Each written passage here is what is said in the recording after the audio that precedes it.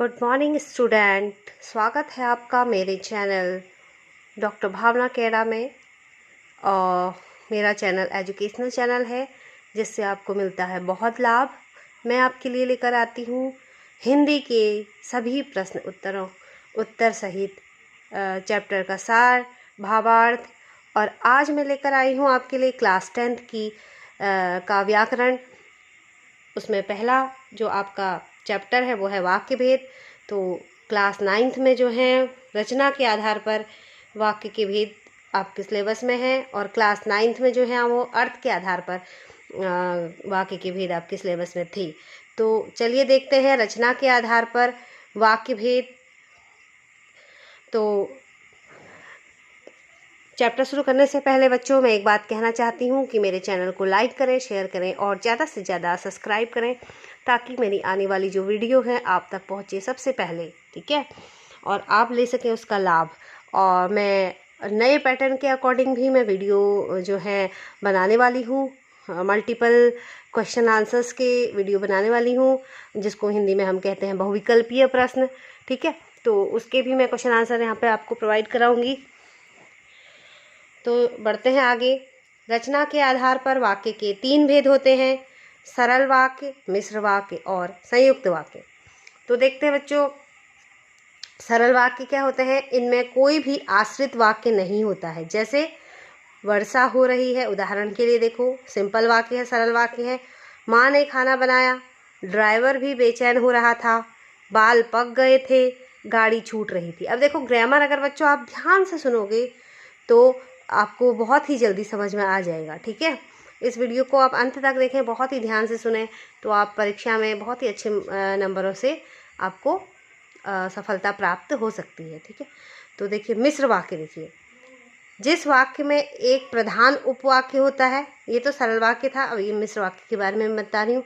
जिस वाक्य में एक प्रधान उपवाक्य होता है तथा एक या एक से अधिक आश्रित उपवाक्य होते हैं उसे मिश्र वाक्य क्या कहते हैं। जैसे अध्यापक ने कहा कि कल विद्यालय बंद रहेगा। तो देखो अध्यापक ने कहा, तो इसका उपवाक्य क्या है, विद्यालय बंद रहेगा, और इसको जोड़ा किसने है, की ने। वह लड़का मेरा मित्र है जो पेड़ के पास खड़ा है, ये प्रधान उपवाक्य है, और यह इसका जो है आश्रित उपवाक्य है, पेड़ के पास खड़ा होना, ठीक है। वो यह इस वाक्य से इसको जोड़ रहा है। मोर ऐसा पक्षी है जिसका नृत्य सब देखना चाहते हैं। अब इसमें को, की, जो, जिसका, जिसे जैसे शब्द इनको जोड़ रहे हैं, ठीक है। मोर ऐसा पक्षी है जिसका नृत्य सब देखना चाहते हैं।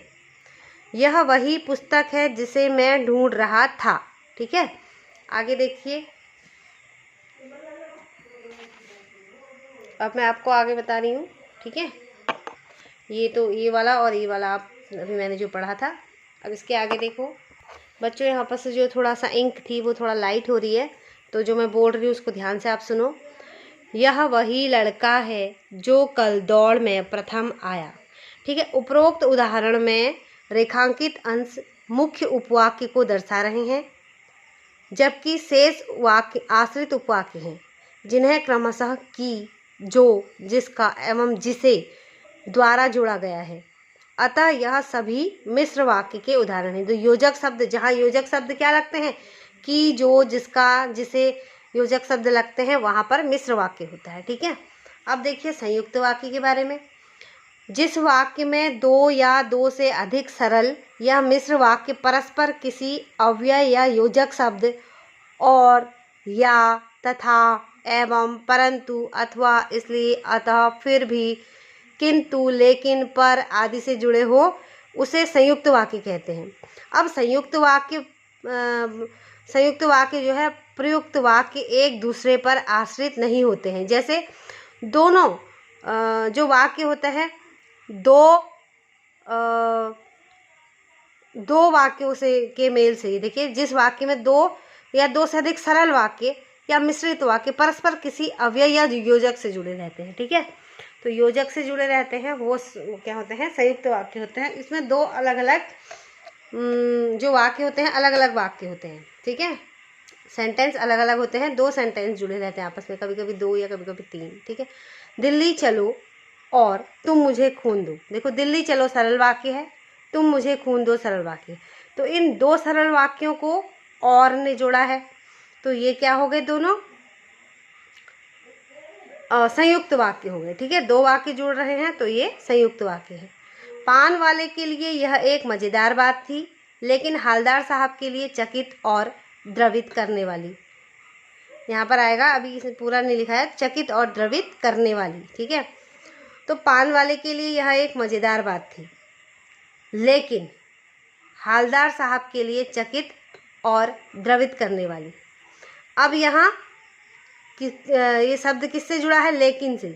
पान वाले के लिए यह एक मज़ेदार बात थी, लेकिन हालदार साहब के लिए चकित और द्रवित करने वाली। तो देखो दो अलग अलग सेंटेंस है, पान वाले के लिए यह एक मज़ेदार बात थी, हालदार साहब के लिए चकित और द्रवित करने वाली। तो इसको लेकिन शब्द, जो योजक शब्द है लेकिन, इससे जुड़ जाने पर यह संयुक्त वाक्य हो गया। दो वाक्य एक साथ यहाँ पर जुड़ गए हैं। अब देखो, उनको देखना करुणा के निर्मल जल में, ये फादर कामिल बुल्के से लिया गया है, और ये जो हालदार साहब वाला चैप्टर है उससे लिया गया है। ठीक है, जो आपका 4th चैप्टर है। ठीक है, और ये चैप्टर जो है ये कौन सा है? फादर कामिल बुल्के वाला जो चैप्टर आपका है, मानवीय करुणा की दिव्य चमक। ठीक है, अब देखिए, उनको देखना करुणा के निर्मल जल में स्नान करने जैसा था, और उनसे बात करना कर्म के संकल्प से भरना। तो यहाँ और शब्द से ये दो वाक्य जुड़े हैं, तो ये संयुक्त वाक्य हो गए। बुढ़ापा आ गया था किंतु टेक जवानी वाली थी। किंतु योजक शब्द है और ये अव्यय भी है, ये अव्यय शब्द है। तो ये बुढ़ापा आ गया था, टेक जवानी वाली थी, दो सरल वाक्यों को किंतु योजक शब्द ने जिनको जोड़ दिया है, तो ये संयुक्त वाक्य, हाँ, संयुक्त वाक्य बन गए हैं। अब देखिए, रचना की दृष्टि से वाक्य परिवर्तन। अब जो ये आपको पहले तो ये समझना था सारा क्राइटेरिया क्या है इसका।